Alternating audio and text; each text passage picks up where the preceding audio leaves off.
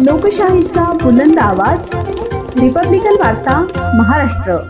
नागपूर कराराच्या अंमलबजावणीसाठी स्वराज्य जनपरिषदेची रात्री भर पावसात निदर्शने।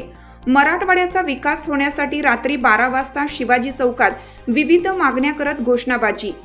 याबद्दल सविस्तर बातमी अशी आहे की 28 सप्टेंबर 1953 रोजी मराठवाड्याच्या विलीनीकरणादरम्यान भविष्यात मराठवाड्याचा सर्वांगीण विकास व्हावा यासाठी नागपूर करार करण्यात आला। यावेळी तत्कालीन मुख्यमंत्री यशवंतराव चव्हाण यांनी सभागृहात मराठवाड्याचा विकास व्हावा म्हणून या नागपूर कराराला दुजोरा दिला होता। त्यानुसार करार झाल्यापासून आजपर्यंत गेली 72 वर्ष नागपूर कराराची अंमलबजावणी झालेली नाही। या संदर्भात गेल्या 5 वर्षापासून पाठपुरावा करून सुद्धा शासन दुर्लक्ष करत असल्याने अखेर शेवटी स्वराज्य जनपरिषदेच्या वतीने दिनांक 27 सप्टेंबर रोजी रात्री 12 वाजता अर्थात 28 तारखेच्या सुरुवातीलाच भर पावसात छत्रपती शिवाजी महाराज चौकात निदर्शने करून शासनाचे लक्ष वेधण्याचा प्रयत्न करण्यात आला। यावेळी निवेदनाद्वारे मराठवाड्याचा अनुशेष भरून काढण्यासाठी गाव, तालुका व जिल्हा स्तरावर तज्ज्ञ व अनुभवी लोकांची तातडीने बैठक घ्यावी। प्रत्येक 2 महिन्याला महसूल विभागीय आयुक्तांनी सर्व क्षेत्रातील अनुशेष विभागाची आढावा बैठक घ्यावी। अनुशेष भरून काढताना कोणत्याही विभागातील कोणतीही योजना रखडली जाऊ नये याची दक्षता घ्यावी।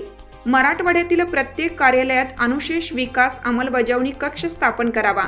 मराठवाडा स्वातंत्र्याच्या अमृत महोत्सव दिनानिमित्त छत्रपती संभाजीनगर येथे झालेल्या मंत्रिमंडळ बैठकीतील सर्व निर्णयांची तात्काळ अंमलबजावणी करावी।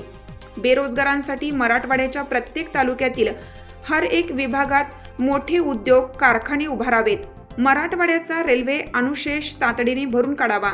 अनुशेष भरून काढल्याची टक्केवारी वेळोवेळी अधिकृतरित्या जाहीर करून उर्वरितांसाठी योजना निश्चित करण्यात याव्या आदी मागण्या करण्यात आल्या।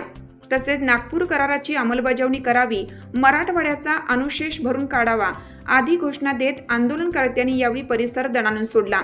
या प्रसंगी स्वराज्य जनजागृती परिषदेचे विश्वस्त विष्णू ढवळे, शेख रईस, संदीप वैष्णव, गणेश जुंजे, विष्णू सोनार, केदार मिर्दे, धनराज चितलांगी, सुनील हिंगे यांच्यासह ज्येष्ठ सामाजिक कार्यकर्ते दिनेश पारिक, रमेश खांडेकर आदी उपस्थित होते।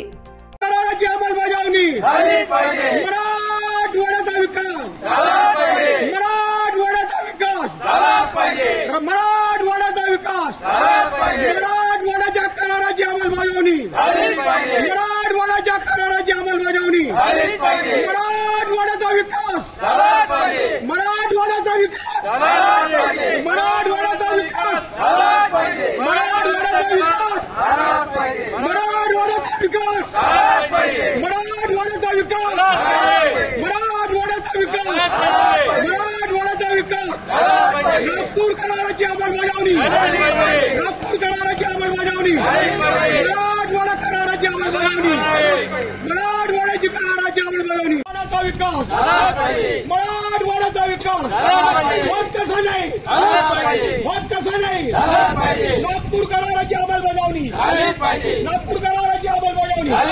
मराठवाडा कराराची अंमलबजावणी मराठवाडा कराराची अंमलबजावणी। रिपब्लिकन वार्ता महाराष्ट्र न्यूजसाठी पैठण प्रतिनिधी राहुल गिरे, Chhatrapati Sambhajinagar. Subscribe now and press the bell icon. Never miss an update.